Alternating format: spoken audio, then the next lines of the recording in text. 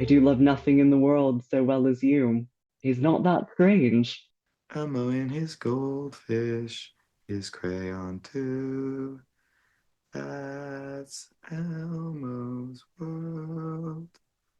Thank you, thank you.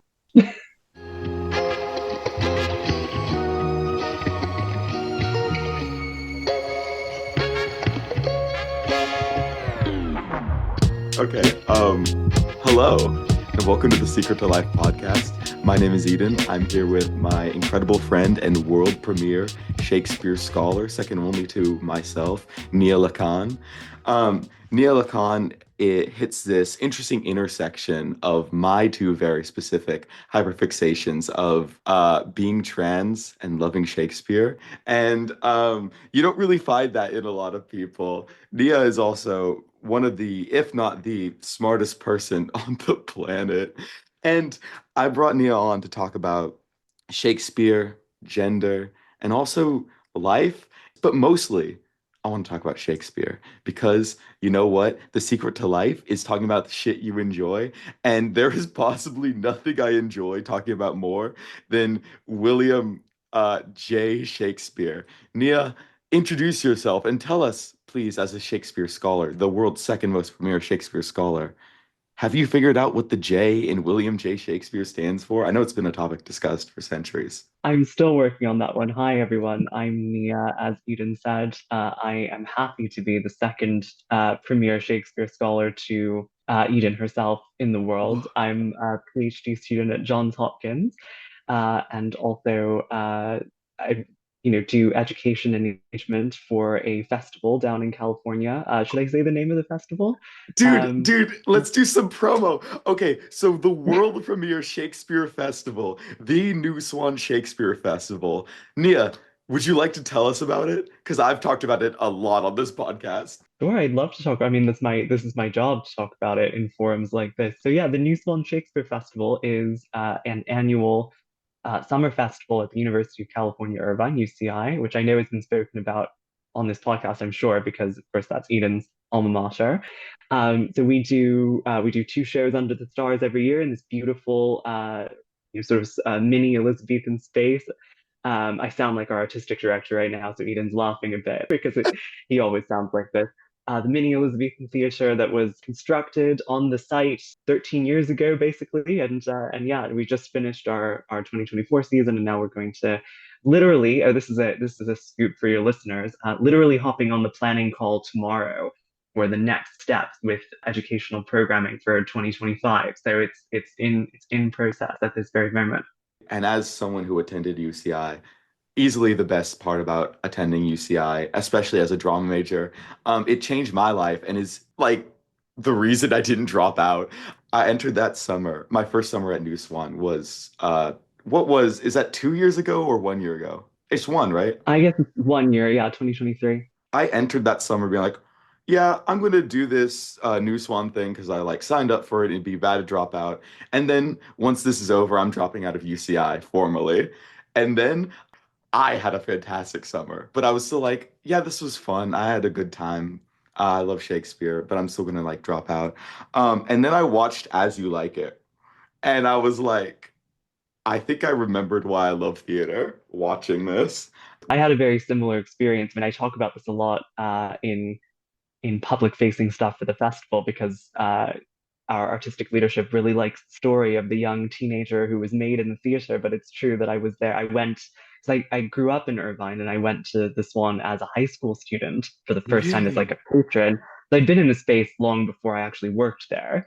And yeah, I had a very similar experience where I think, and this is actually maybe a good transition into talking about Shakespeare, but we might want to talk more about the PhD as well, so we'll get there. Huh. But my Shakespeare journey, I think, really began in the Swan in high school. It was outdoors, and it was in that space in the summer. It's that's which is a distinction I make all the time between people who get into Shakespeare because of English class or because of the text, Yeah. and then people who get into Shakespeare because of what they've seen on stage of performance. I think you're so right about that. My first exposure to Shakespeare was by being in Shakespeare. My first play in high school, I was Touchstone and As You Like It, who I think I just grew up to be, unfortunately. And I genuinely didn't read Shakespeare because, like, okay, so do you remember 2015? Nia, wait, how old were you in 2015? Age I reveal. was 15 in 2015. Yes, Wait, really? I thought you were child older. I thought you were a lot child. older Yeah. than me. No, no, no. I'm very similar in age to you. This is what you should. I just act very old. Did Yeah. you literally told me you were 27 last summer? I did not. I told you. I did lie to you. I said I was 1 year older than I actually was to gain your respect, but I am actually 24. Yeah. What the People fuck? guess. What you're probably remembering is people always guess that I'm 27 or 28. Like people have said, "Oh, I think she's 27," or "You feel 28" to me all the time." But no, I'm 24. Chat, I also brought Nia onto the podcast because she is my most mercurial friend, I think she could be described as. And I think every time I talk to Nia, I find it the most interesting conversation of my day. Um, but like, I think you're so insanely right about that. Shakespeare is meant to be watched and performed. And reading it is sick if you're a nerd like us and you want to like look into the words. You're like, oh, Shakespeare really ate with that one. Which he does. He's always, dude, I'll read a Shakespeare monologue and I'm like, do you get the same way? Do you get like the same kind of like, Absolutely. Yeah, no, of course. Yeah, it's there's James Shapiro is this scholar of Shakespeare, and he always jokes about how like Shakespeare was the particular substance that he abused in his 20s, right? He's like, we all have one, and Shakespeare was mine. He always says that at various academic dude, talks, which is that's very much not cool.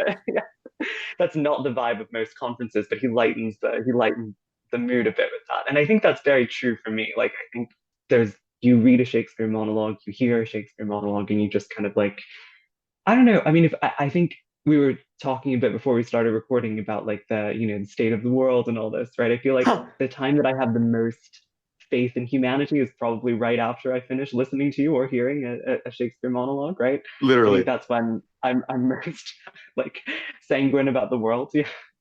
Dude, not to keep hyping up New Swan, but like literally the times I'm happiest in my life are when I'm like a New Swan day, when I'm just at the theater and like even when we're just like moving tarts around, dude, to get the show ready for the audience. I'm just like, God, I'm on cloud nine. I love Shake like maybe it is an addiction. Maybe you're right about that. I love Shakespeare so much more than a person should. Yeah, I think it is a little bit. I mean, yeah, no, definitely. I have so many memories of just being out in the Swan and just feeling this kind of like incandescent joy that I haven't felt any so much so that I think the Yeah. rest of my year is in danger of being like this 9 month like slide Yes. Dude, to the dude, summer. I literally like I plan my year now around like, okay, this is happening, but then Swan is in the summer. Right. Oh my God. Wow, Exactly. that's really funny. Wow, we have issues. Do you want to just talk Okay. about since today this podcast is a lot less edgy than our other ones. We're just talking about our favorite things. Do you want to just talk about your favorite Shakespeare things, like maybe your favorite plays or any Sure. can you bust out a monologue? Can I, oh wow, can I bust out a monologue right now? Well, we should clarify for the listenership of this lovely podcast that I am not an actor by trade first, before I do anything.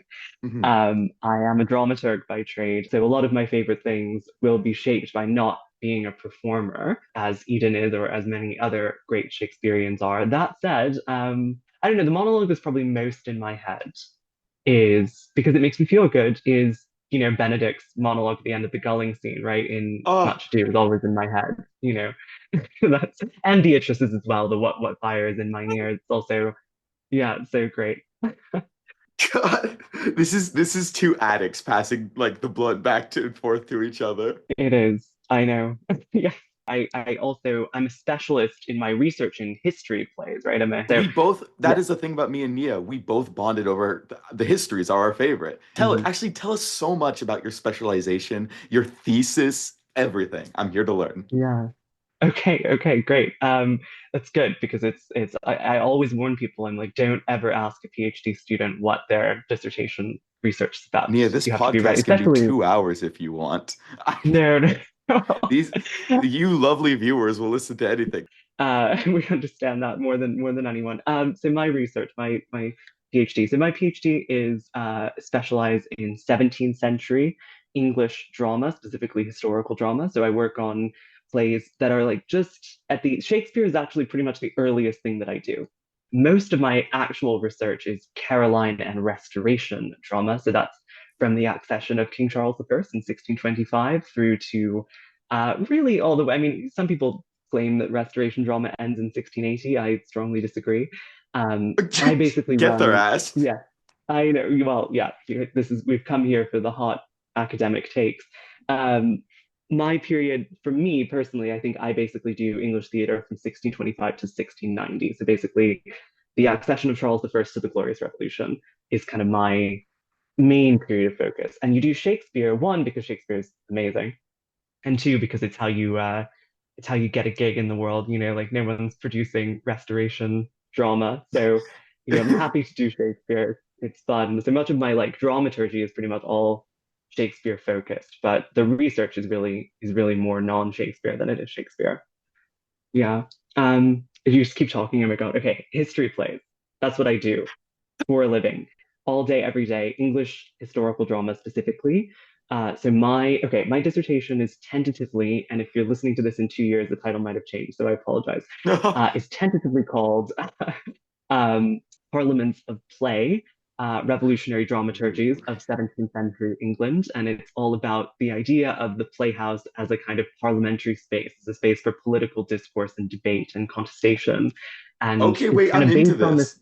Yeah, yeah, yeah. It's kind of based on this idea that, like, okay, so this, I'm giving you the nerdiest explanation, not Oh the no, no, mythos. we're That's here what for I the say to most nerd. These people. guys are Twitch Yeah. viewers turned podcast listeners. Like, Oh no. Okay. Those are my favorite kind. But society, I want to just say to everyone, does not see us as a very, very, they're yeah. probably pogging out right now, listening to Yeah. a hot trans woman yap about things she loves. Tell us more about give us the most inner possible workings and details. Okay. Okay. So in 1994, there was a man called Nigel Smith. He's still alive, so there is still a man called Nigel Smith. He's at Princeton now, and he wrote a book called Literature and Revolution in England, 1640 to 1660. And in this book, he basically kind of blows the study of the English Revolution wide open and says that actually the print culture, the pamphlet culture of the mid 17th century is really essential to understanding the revolution in England. And you can't really understand it without the print culture, right? So basically, the pamphlets are a big revolutionary agent, and we need to focus on that. And my dissertation is kind of trying to do that, but for theater, and actually to say, well, large percentage of your population, not majority, but a large percentage aren't literate. A large percentage of your population come to the theater as a space of popular entertainment much more than they seek out printed work. And thus, the theater is a space for real political contestation, and also, and maybe this is kind of the craziest take of my work. Um, there Yes. is something about, and you'll like this. There's something about a, a sort of relatively common man standing on stage in the costume of the king and taking the crown off, and saying the line, "I think the king is but a man as I am." That does something to a society, and that's Ooh. Henry V. And it does something to a society. This is the thing about doing a PhD. I don't understand someone who doesn't wake up every morning and think to themselves about the text of the Abolition of the Kingly Office Act 1649, right? Mm, That's mm. Hey, I just don't hey. get that because they literally wrote down that the office of the king was dangerous and was oppressive. And this is a society that had known nothing but monarchy for over 1,000 years. And what Yeah, motivated them to do that? What changed? And my answer is that the theaters opened in the 1570s and it gave people a way to challenge their political understanding without knowing how to read necessarily, without having access to the kinds of things that the aristocratic and gentry families did. Anyone could go into this playhouse and they could see a man talk about how the king needs to eat. It's the Richard II monologue, right? I need friends, right? I live with bread like you. I have wants, I need friends. How can you say to me that I am a king? Dude, Yeah. this is exactly what I'm into. This is where my enjoyment comes from. No, that's fire as fuck. I actually have a different question. Please. So we gather like all this knowledge and like we analyze Shakespeare and like other aspects of history. And I've started to be like why? Like what's like the point of like why are we doing this? And not ugh, why are we doing this? But it's more just like, is there a purpose to gathering knowledge? Yeah. Or is it just like a No, way it's to like yeah. bide out our time before like, climate demise?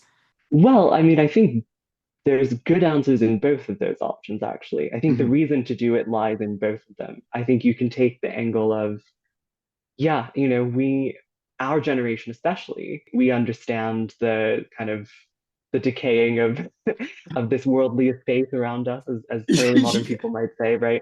And we go, We what's to understand do? exactly, yeah, and like if in the same ways that the sort of string orchestra are playing as the ship goes down in 1912 in the middle of the North Atlantic, It like kind of why are we feels like not that, doesn't it? It's a bit performing Titanic Shakespeare? vibes. Yeah, exactly. No, I think that's right. And if we're gonna go out, it should be musical and it should be Shakespearean, right? Like that's if we're gonna do it, might as well do Now that, I that's a think, way to right? So there's live. that's a good argument, but I also think if we don't want to take that argument, we want to sort of be a little more idealistic about it. Um, I think you have to kind of have some faith in the idea that like we learn about ourselves by doing this work, right? We learn about each other Mm. by doing this work. And that's very much what I think dramaturgical thinking is about, right? There's little three-word phrase for what does it mean to think dramaturgically? It's thinking about process, not product, right? It's not about the end goal, it's Ooh. about how we get there. That's what dramaturgy is all about. And I think you can apply that same thinking to life, like it is as cliche as it's the journey, not the destination, but it's that idea, right? Of like doing Shakespeare, thinking about Shakespeare is as much about thinking about Shakespeare as it is about getting somewhere, right? It's about what that journey gets us, how we come to know each other better, how we come to know ourselves better by doing it, and how we come to know like this ordinary man who managed to give us an extraordinary body of drama to endlessly be fascinated by. I want to keep on this topic for a second. There's like a lot of like philosophical talk, especially amongst like annoying people who are really into like 60s philosophers like Alan Watts or like Krishnamurti and shit. Annoying people like myself.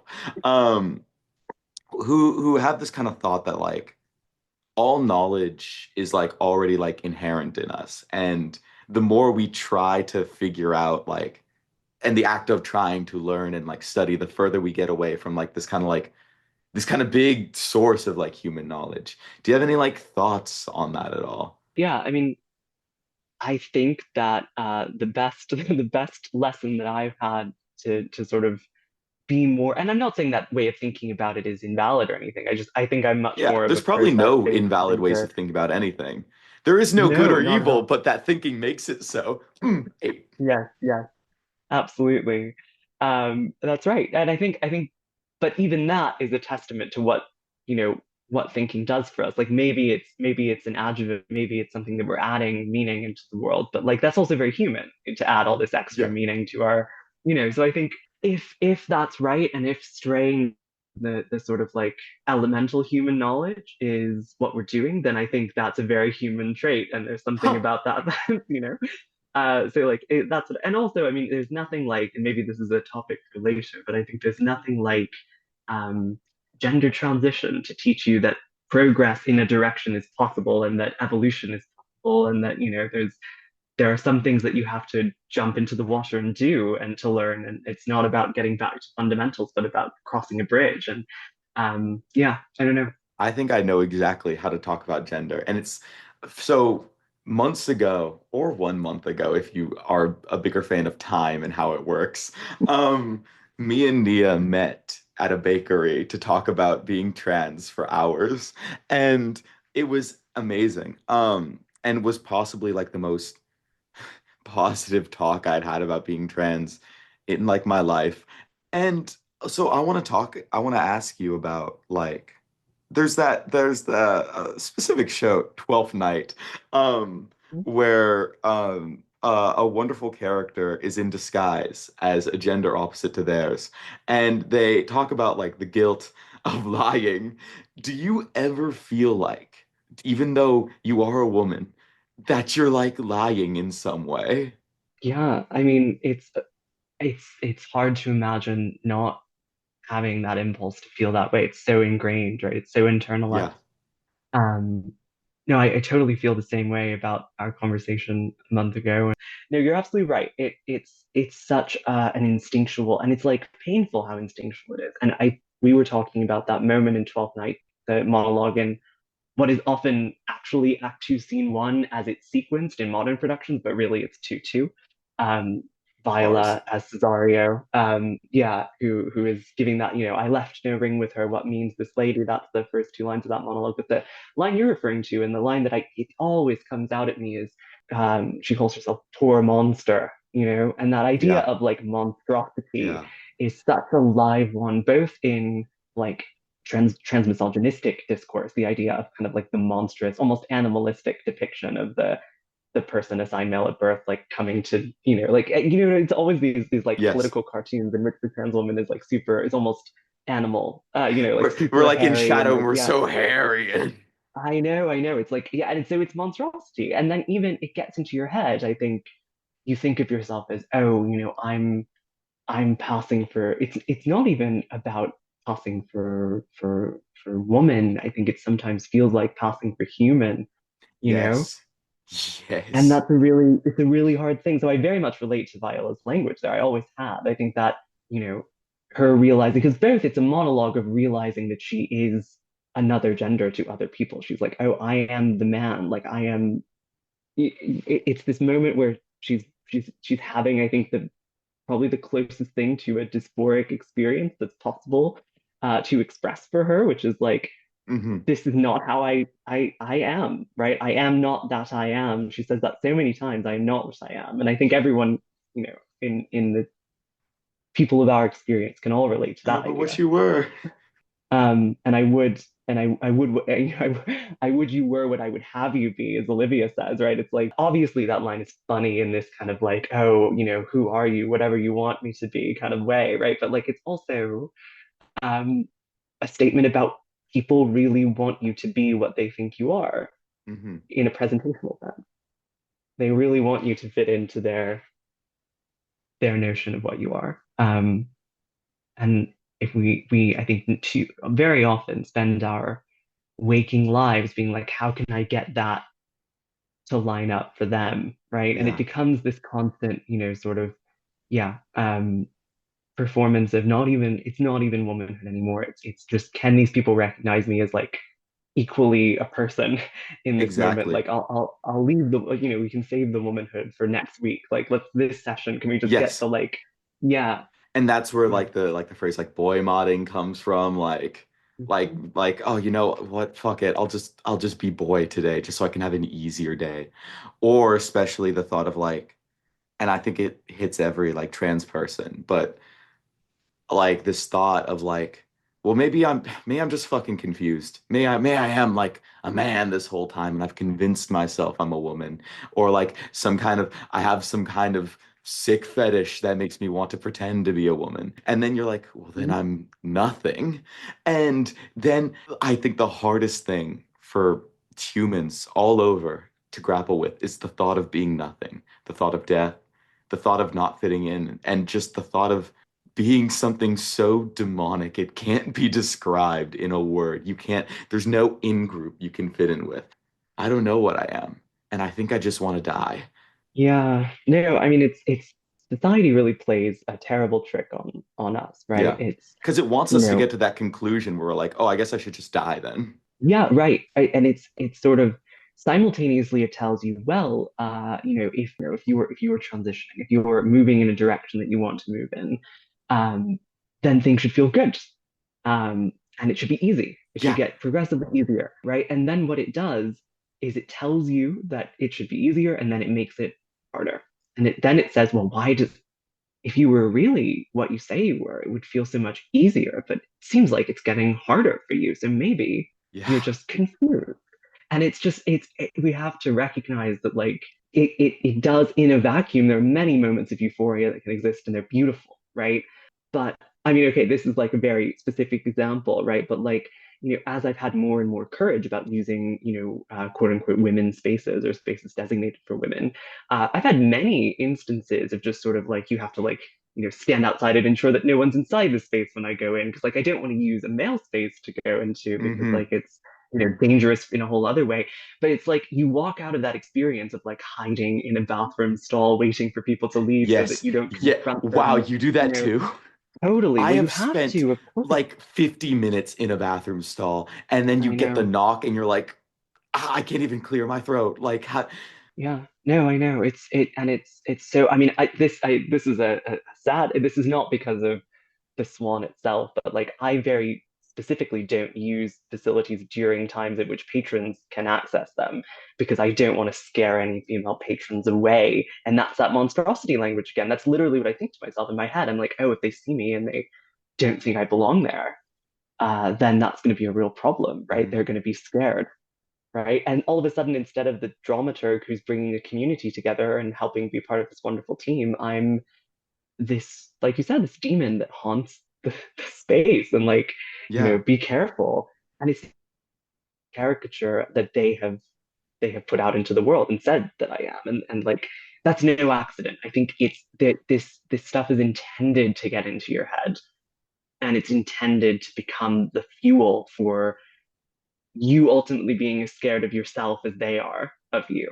Yes. I really love what you said, where it's like, I wanna, there's this thing I love, the Swan, which we both love. We want to be a thing that like brings people to it because we love it so much and we want to spread that joy. But there's this thought of like, well, am I driving people away? Am I making this interaction harder for a patron or an actor or a tech or some shit? And it's like, well, I don't want to be the thing that brings us down. And I also don't want to be a burden on the organization.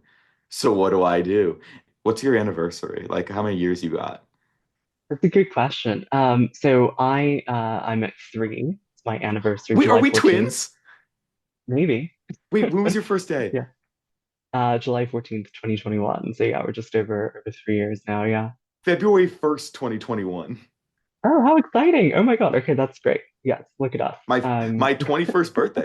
Oh, that's really cool. Okay, because my birthday is also in July. It's July 25th. So it was like Wait, really I'm close. stupid. Wait, I can't do the math. Sorry, 2022. You're half a year older than me. I'm sorry. That's okay. But yeah, so I also kind of did that sort of thing where it's like near my biological like birthday.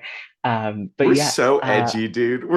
I know. Well, you have to. It's all about meaning. It's That's why we cool. read Yeah, all of Shakespeare and that. why we dig into every word choice. Exactly. It's just instinct. Yeah. So I do injections um, for a number of reasons. One, I'm confessing to your audience. I have very bad health anxiety, OCD, and so the idea of oral first pass metabolism scares me a lot. So I try to avoid that by doing that. Mm, And I've honestly had wonderful, wonderful experiences. Like I highly recommend this substance, estrogen. I recommend it very highly. I think it's a miraculous thing. Unless you're lucky enough to produce it endogenously, then good for you. But otherwise, yeah. chat, I might be learning something. So I do it orally, daily, Mm, which I'm a theater schedule fucks you up on. right. I've gone like weeks, I've gone months without taking my pills like once and I've gone like the entire last 2 years at Irvine. I did it inconsistently, which probably wasn't great for my brain.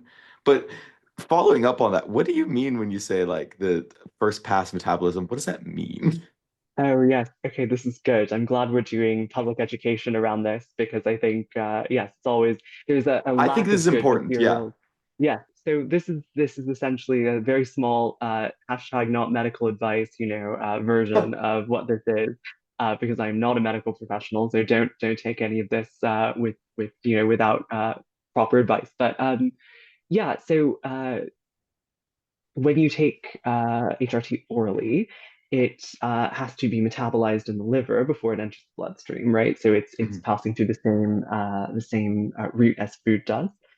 This can potentially over time raise certain feminizing HRT risks that are not raised as much with other methods.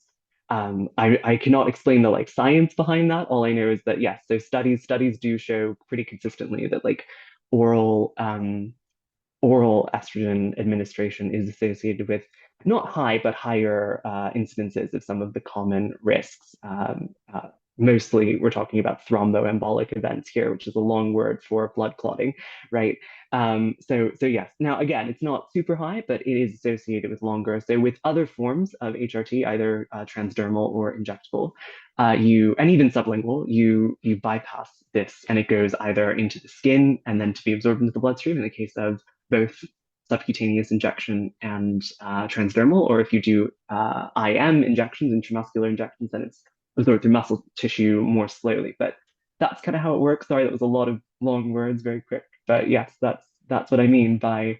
And now there's each mode has pros and cons, right? So like injectable's great in the sense that like it's only once a week and you do avoid first pass metabolism. The downside is that like it's only one dosing a week. So you kind of ride this wave where like your E level kind of peaks within days 1 through 2 and then like slowly decreases until the next injection. So that is a thing that like you have to think about. And the same is true for kind of even well done transdermal does have kind of a fluctuation. So anyway, this is my long PSA about take your estrogen wisely. There really is two type of people in the world. And there's person who does so much smart research like Nia, and you exist to teach me about a thing. I was like, I want to be a girl. But that's another thing is the ways that we'll literally risk our lives and change our health to just feel happy in our bodies. Ain't that Yeah, crazy? Ain't that crazy? no, it is. Yeah, and it was I mean, when you do all this research, the thing you learn is that like, however risky it is now, which is much less risky than it once was, like it was terrible 20 to 30 years ago. So like we're in a much better place than we were. We're very fortunate to be Okay, I'm trans sweating so now. much Then less than yeah, I was before now. Okay, when we were talking about like the oral, I was like, oh, I'm dying. no, not at all. It's like st much lower than it used to be. And but this is your point, right? Is like, when you're talking about the life of a trans woman in, the early 2000s, right?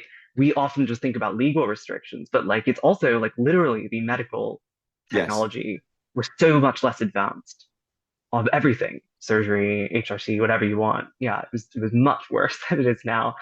Even in those 20 years, it's gotten so much better, both with what's available. Many people can do monotherapy now, which was not done before. So there's less need for anti-androgens with other side effects for people. Hmm. And then obviously surgical technique has gotten so much better. I'm really not, I may sound like a trans medical professional because I do a lot of reading. This is again health anxiety, OCD. I just read a lot. That's all. I Yeah. apologize. But it's also like, here's the crazy thing is both when you're trans and when you're poor, as we both are, how do you get to the doctor? One, how to get to the doctor. I've gone to the doctor before, and the second I was like, oh yeah, I take this HRT, literally immediately written off, and was just basically like, oh, stop that. Okay, leave. And I'm like, okay, I guess I'll just die then. If Shakespeare was alive right now, he'd have so much to write about. But I personally think, dude, okay, deep question. As the world's premier Shakespeare scholar, do you think Shakespeare would get like absorbed by the internet? Like, do you think he'd be popular now? Or do you think if like he was like he's our age, he's growing up Gen Z, do you think he'd like just get like so like absorbed by content and then just be one of those people who like they can't make anything because they're too busy like watching PewDiePie. I don't know. I don't go on the internet. I don't know if PewDiePie's a thing. I think possibly yes, right? And like that's actually a thought that I have sometimes. That's like maybe a bad thing about, the ocean of content that's available to us, right? Is that like, yeah, it's quite That we're possible he would have. contributing to. Yeah, that we are contributing to, yes. But we're making something, so we are no longer we're freeing ourselves from the constant consumption, which is good. That's good for us. No, I think this is you're bringing up kind of a really good point here, actually, which is like there is something really specific about Shakespeare's time and place that made him what he was. I think, like, Hmm. actually, it's not to sell him as this kind of like miracle that only appeared. We sort of like watch a star descend over Stratford upon Yeah. Avon on the night of his birth or something. That's not what I'm saying, but there is like a really Don't you feel so specific. cool when you say like place names or like references? Because I feel so cool when I bust that dude when I say like the floor of the Pomerium or some shit. Oh my God. Oh, you should get into researching monarchy and then say things like, the king in council. Uh, Dude, I have this problem, and maybe you like relate, where like if I'm part of a play, the random like phrases or words from that play immediately become part of my vernacular. Like I've spent like the last like few months just like randomly quoting Measure for Measure, Twelfth Night, and also Sherlock Holmes, a gay drama in four gay acts coming out soon. Oh, lovely. Okay, go see that. Yes. Yeah, I totally. It happens to me all the time. I'm quoting 12th Night and Measure constantly because there's the recent shows. And then if I'm working on a play, it's funny. If I'm working on a play for like an article and I haven't seen a production of it or had people read it, I won't quote it to myself. Same. Say I have to I hear it need it. I spoken. need to, yes, I need to hear the word. Anyway, the special spear, as you say, the special Shakespeare. Yeah, this is the time in which, like, again, like I said, like theater is maybe 20 years old, the professional theater in England when Shakespeare emerges, right? So there's that. There's a huge market for new work in Shakespeare's time because there had been no secular drama in English Yeah. ever before 1571. I mean, like it did not exist. So there's a huge demand for new work. There's, sort of like really no copyright protection. So you can write whatever you want. I mean, it's just like a vast ocean filled with possibility. And like today, there just isn't that, right? Like, yes, Shakespeare's world is driven by capital in ways that we might recognize, but it was far less difficult to emerge as a popular figure Hmm. than it is at the current time when like I think Shakespeare would have had trouble, like getting an audience, right? Like I think, it's easy to have an audience. Today I think Shakespeare, just like all of us, he would be able to find an audience really easily. But I'm not sure he'd ever be able to find his audience in the way that he was Yeah. in the 17th century. And I think that's the problem with making anything in our world, right? It's like it's very easy to find people to watch. It's very hard to find the right people to watch. Whereas the theater of Shakespeare's time was a physical institution that I think got people much more invested in the kind of like in the company that performed there, right? And you'll sometimes see that people I'm sure you have many fans, right, that are like Eden fans and they'll follow you to whatever, whether it's Twitch or this. And that's lovely, right? But like I think even then, we have such short attention spans that it's hard to keep that up, even for the Edens among us, even for the best. So yeah, I think Shakespeare would have a real problem. And I think he'd probably go back to Warwickshire and be with his wife, or he'd never leave. He'd just be recording his work Yeah. in Stratford. Yeah, He'd make that's right. podcasts. I wouldn't put it past him. Yeah. Shakespeare, the audio dramatist. It could Oh, I happen. think Shakespeare was a content demon, dude. I think like he, but I also don't think like the things he wanted to create, even though he was a content demon, he wasn't like a slop content demon. This is my soul read of Shakespeare. I think he'd be one of those guys who has like peaks out at like an audience of like 15,000 YouTube subscribers. And like his videos are fucking phenomenal. He releases them like basically constantly somehow. They're always like 2 hours long and it's like the most beautiful thing you've ever seen. And like there's three comments that are like, first, love this, and then like a paragraph one. And Yeah, I think in the modern day that'd be like his peak. I think you're right. Yeah, no, I think you're right. And you know what? More power to him, right? I just, it is a miracle that I mean, I often say this to people, even, right? If Shakespeare was written 100 years earlier, he would barely be able to be quoted because he'd be in Middle We English, Yeah, we also wouldn't have and him if he really. we wouldn't really have him. And if he was written 100 years later, he would be even more of a like he would have so much imperial baggage that it would be much harder to Yeah. justify producing. He does have some, and that should be spoken about, right? But it would be Well, much worse Shakespeare if was he were an also like a 18th tool of century. like colonization, like the way like Absolutely. it's like demonic. I actually somehow only learned this in college from the incredible PhD student Emily Paris. who told us that like basically the way the Spaniards and the English taught their language to the natives of the Americas was by forcing them to be in Shakespeare plays. And this is personally, we're both brown, and this is personally given me like some like, am I doing like some kind of disservice to like the ancestors for being so overly hyped for like some English guy whose work did actual genuine untold harm to the world?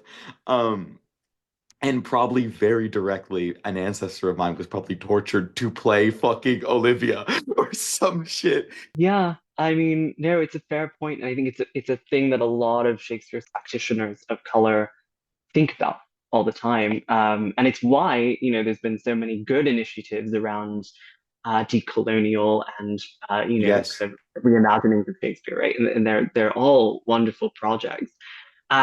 Yeah, I mean, I don't know. Well, first of all, I don't want to claim to be less white passing than I often am, though it is hit or miss, and that's a whole other conversation. So I don't want to Chat, I claim don't too know if much you know there. this. Nia just looks like a Persian woman. Like, Thank you. That's how I want to look. Very often I'm not given credit. And the solidarity is much appreciated. let's go. I will say.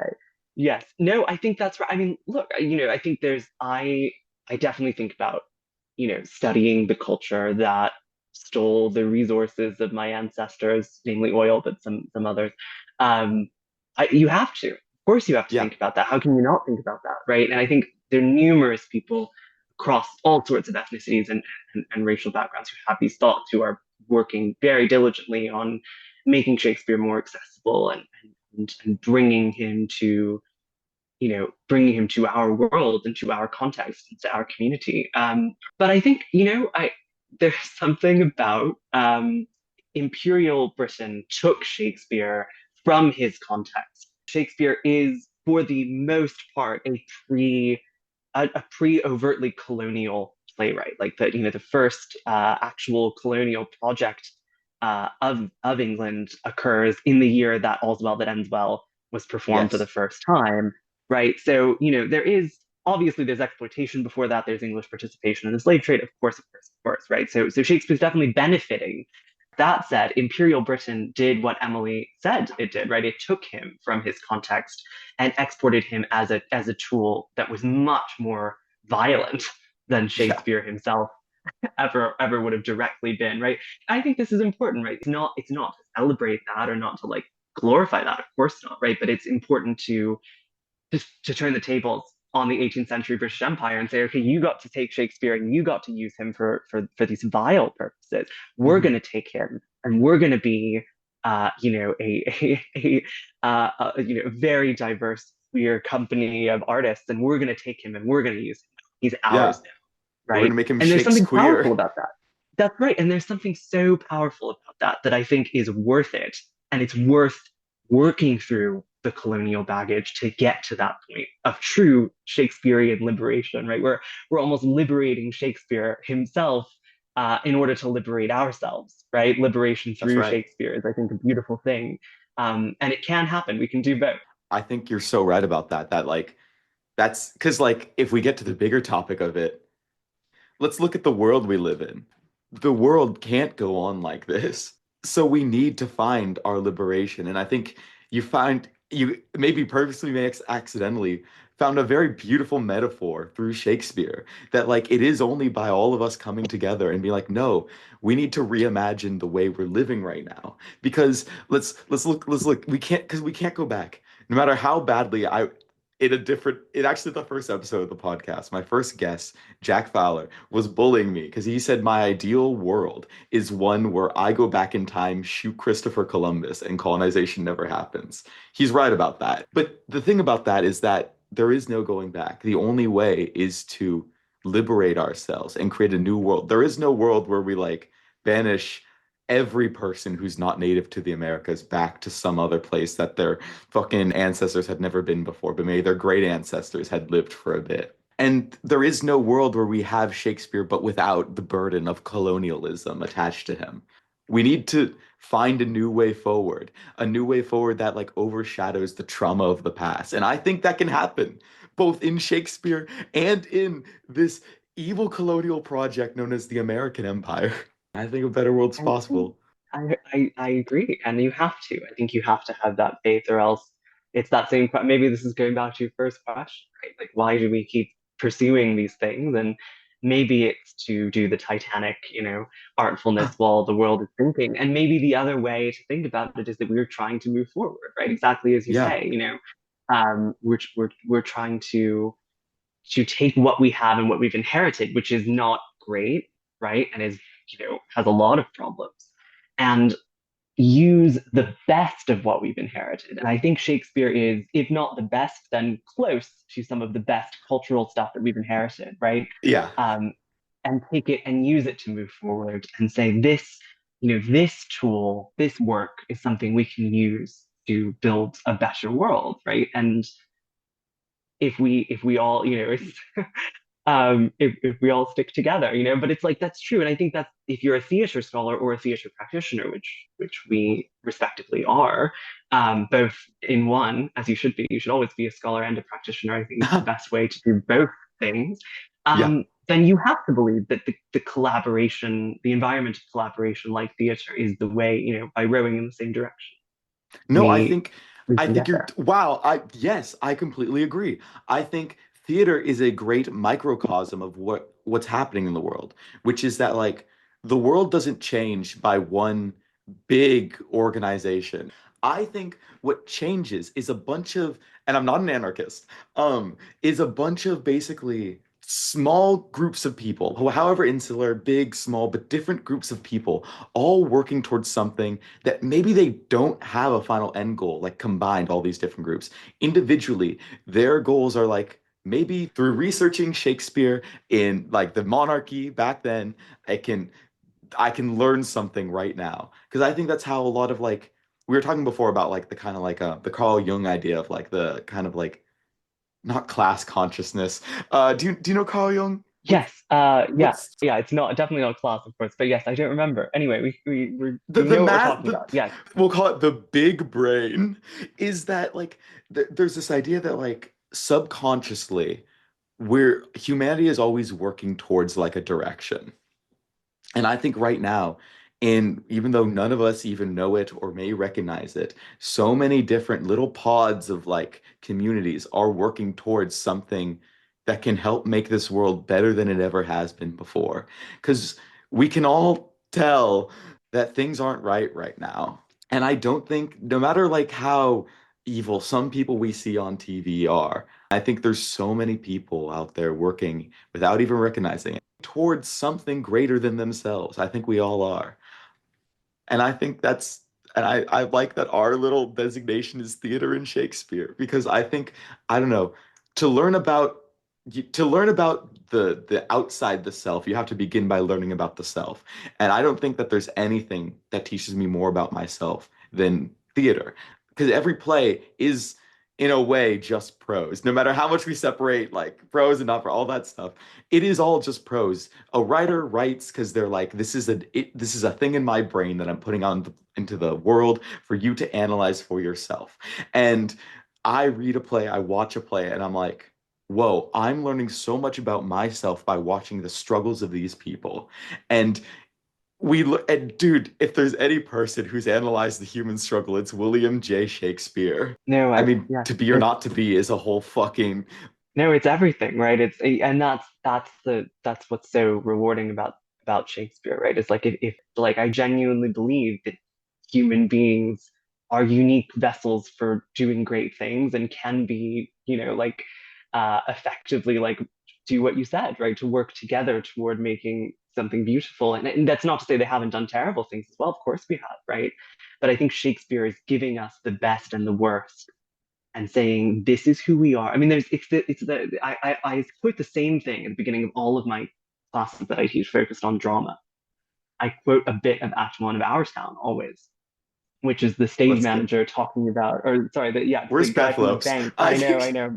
The stage manager's talking about laying a copy of the play into the cornerstone of the bank. They're going to make this little time capsule, right? And he says, they're going to put in, a copy of the Constitution and all these things that represent early 20th century America.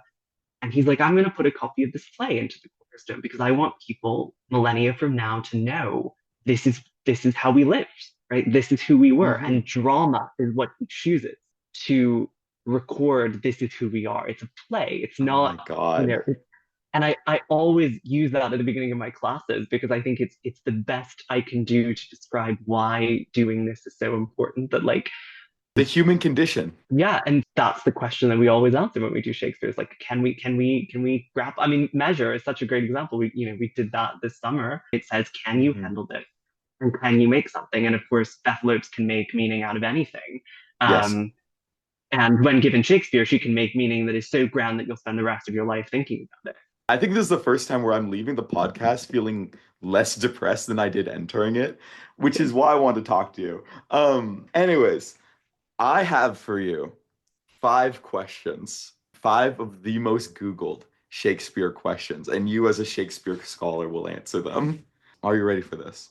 I think so. I'm supposed to be like the person who does public humanities outreach in this discipline. So here we are. Yeah. I'm reaching out to the public. This is it. We're doing This it. is Yeah, the floor of the Pomerium right now, and you it will is. be stabbed if you answer wrong. Oh no. Okay. Okay. Question 1.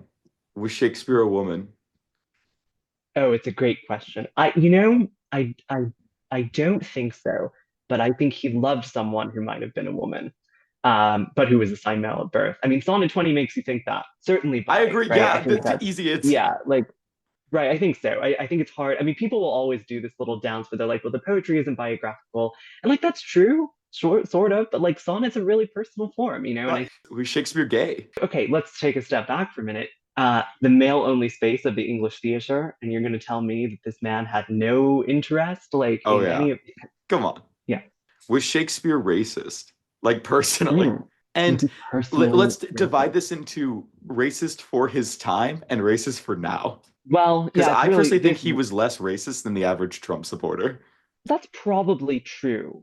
Yes. And I think that's probably true. I think there's a whole field of early modern studies called race before race studies. Yes, Um, yes. yeah, it's a good question. I think relative to the contemporary Trump supporter, he probably was less racist in the way that we understand race. I think that's probably true in the sense that he didn't have a lot of the baggage that 21st century people have. And Mhm. so I think it was easier for him to get to kind of broadly, like, if not accepting, like tolerationist positions on a lot of things, Yeah. racially and otherwise. Like, I think it would be pretty easy for him to get there. And remember, like, let's not forget, early modern London was not like just English people. Like, he lived in a multicultural city and made mass entertainment. And I think it's entirely possible that he encountered people who looked different to him, um, and certainly may have seen them. But I think in Shakespeare, and I'm not a race for race scholar, so don't take my opinion as like gospel. Yeah, I'm going to go with less racist than a Trump supporter. Definitely had sort of biases that we would consider pretty Yeah. racist today. I'm sure. I mean, that it would be hard to imagine not. But again, it's important to remember. I think the most important takeaway from this is that race, as we understand it, was still being created during Shakespeare's lifetime. Did Shakespeare vote for Joe Biden?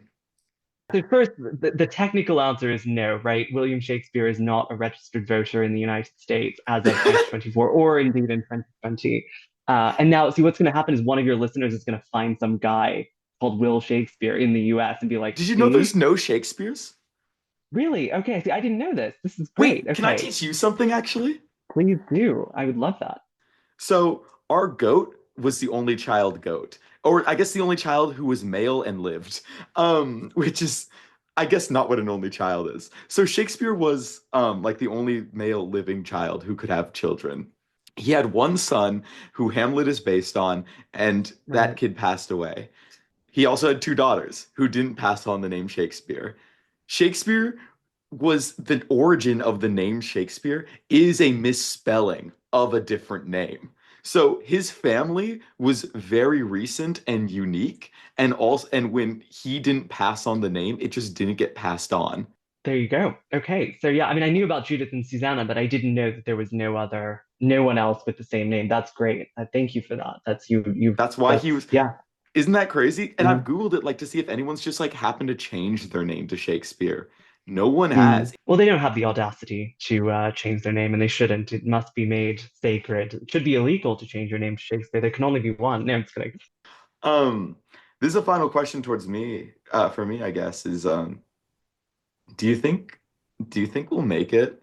Do you think like so here's what I've been thinking about, and we talked on it in the last episode, I guess. But I want to know your opinion on this since we were just talking about global warming and the end of the world. Do you think we'll make it? Yeah, it's a good question. I think the answer, and maybe this goes with the whole genre of this episode, which has been to leave with a lot of hope. But I think it's Yeah. also just because I'm a shockingly optimistic person when the subject is not myself. Oh, here's my line for you. Here we go. As long as humanity makes it, humanity will make it. Um, and the reason I have that hope is because our existence is such a miraculous event as it is. 4 billion years ago, this protoplanet on a similar orbit to us collided with Earth and spun off this thing called the moon. And because of that, all life on Earth exists. And if it hadn't happened, it's highly likely that you and I never would have existed Hmm. because this place would still be a kind of barely inhabitable soup of fast rotating water that had no ability to host complex life. And there's a million other moments just like that, right? I mean, but for an asteroid striking a certain way, and then but for the correct evolutionary conditions. And you just keep going down the list, right? Of all of these moments of someone throwing seeds into the right field just in time to see that they would grow, or the right spore of penicillium mold falling into a petri dish in 1928. If we have if we have walked this improbable journey, this nearly impossible journey for the last 4.5 billion years, then what's to say that the nearly impossible isn't within us still? I Yeah. think it's all that we are. I think we are the nearly impossible. We keep being the nearly impossible. We keep existing despite all of the problems and troubles. And this is the thing that's inspiring about. I mean, whether it's the individual person or in our case, like, being a young trans theater artist struggling in the world to find a place. It's like it is hard, but you also are doing the most human of things, which is persisting against almost impossible odds and having that touch of possibility in you. People ask me, where is the divine in us? I think it's the touch of possibility. I think that's what it is. And so my answer fundamentally may sound a bit 2008, but there is something about us that does always look up and say things are possible. And as long as things are possible, I'm not going to give up hope because I'm a member of the possibility species. I'm a member of the species that keeps going and doesn't stop until the world literally stops spinning. And so as long as it spins and as long as the sun rises tomorrow, Eden, I'm going to keep working. I hope you'll join me in that. And if it sounds a little too sanguine or a little too optimistic, I totally understand the world's a difficult place, but I'll take mine with the side of that faith. There's always been tomorrow against impossible odds, and I'll see you tomorrow, Eden. Bitch, I love you. I I mean, you took the words right out of my mouth. Because Nia, that was absolutely fucking beautiful. And I can't think of a better note to end on. Thank you so much for coming on to the podcast and for Thank you. and for hope. Do you have anything in the world you want to plug? Oh my. Yeah, I should have thought about this part. New You Swan know what? Shakespeare Festival. New Swan Shakespeare. Yeah, exactly. That's what I have. That's what I have. And I'll be back with my dissertation in a few years. So just get your reading glasses ready because we're gonna have a lot to work together. Then I'll see you tomorrow, my friend. See you tomorrow. Bye podcast. Not bye to Nia, bye podcast. Yeah. Bye, podcast. Wait, can I tell you something? I know the goat Beth Lopes isn't listening to this, but she was teaching a direct